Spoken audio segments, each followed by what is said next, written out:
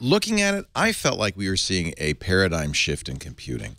I think this is really important. This is the move from desktop keyboard and mouse computing to touch-first computing. And I think and you make an excellent point in your article, by the way. In fact, the title says it all, From Products to Platforms. The iPad is no longer a product. This is, if Apple does this right, a new platform. But you say, and I think you're exactly right, that Apple's got to adjust its App Store policies if it's going to make this work. It's going to come down to software. Now, I didn't get to play with it, but I'm really gathering from those who did, from you guys and others, that you look at something like iMovie or GarageBand, Apple apps, and it is not just, any more than the iPad was a blown-up iPhone, it's not just a bigger iPad. Something happens when you get to that size that it is a natural UI for certain categories of applications. It's a much more natural way to work. And if appropriate applications are developed for this platform, it will really have us rethinking the way we use computers. Before the show, and we probably should make a special out of it, we had Etty on, who is the Evie, right? The developer of something called UMake. Phil Schiller showed it on the screen during the keynote at umake.xyz. This app isn't out yet. He won't say, but apparently they've been working with Apple because this is very much what Apple wants for the iPad Pro.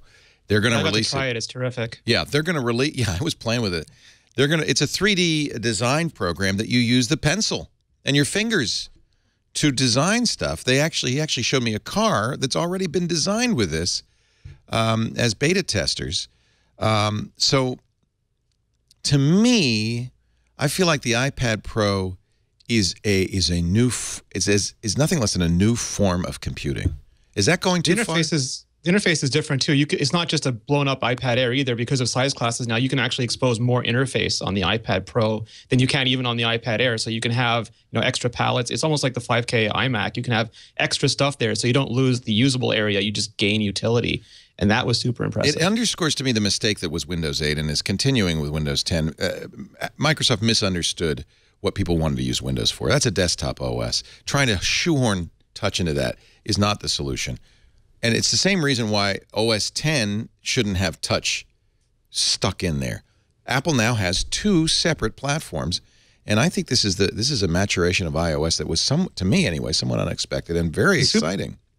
The super interesting thing here, Leo, is the way that Apple's doing this. They have essentially, like, you can quibble about how much OS 10 is like iOS, but on the other products, you have backboard and frontboard, and then you have that on the iPhone with Springboard, you have that on the watch with Carousel, you have that on the Apple TV with Pineboard and Headboard, and now they're starting to differentiate the iPad. I still want them to go full out and make a completely unique version of Springboard just for the iPad, but they're doing things like split screen and slide over, and they're letting it be its own thing. And if you logically extend that towards the future, I think you're absolutely right. As much as the MacBook is sort of closer to an iPad than a Mac, this is sort of closer to what you've traditionally used as a computer than an iPad before. And I think there is a very interesting space for them to explore there. Evie said, this is like Minority Report. We're all thinking about gesture-based computing. Forget that. It's very natural. You've got a screen. You touch the screen. You use the pencil.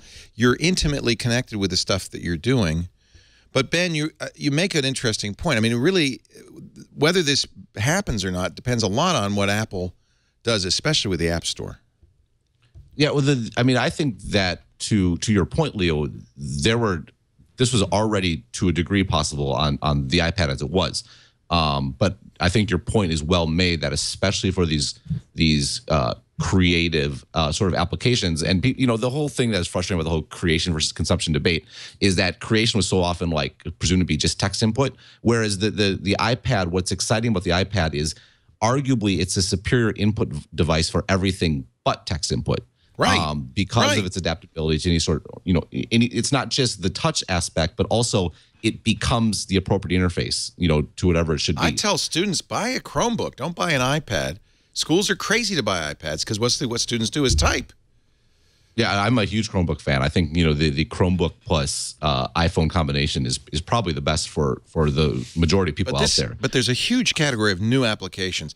This is the this is UMake's video that compares traditional CAD software with using UMake to do the same kind of design thing. And I think after you use this kind of thing for a while, you might say, hey, that mouse and keyboard, that's the crappiest. Did you way see to do Adobe, this. Leo? I used to use InDesign every day, and the speed with which they did a layout on a page on the iPad Pro was amazing to me. It just draw the box, make a big X in it, suddenly that's a graphic holder. Make a box, put 2 lines in it, suddenly that's a text column. When you make a platform, though, you're really dependent on independent software look how quickly vendors. and easily we can look how quickly and easily we can enhance bad stereotypes. It's also, I mean, we must not forget, first of all, the size and weight of this device is intimidating for a lot of people. You're not going to put this in your purse. And the cost is intimidating for a lot of people. And it may, yes, it's less than a BMW.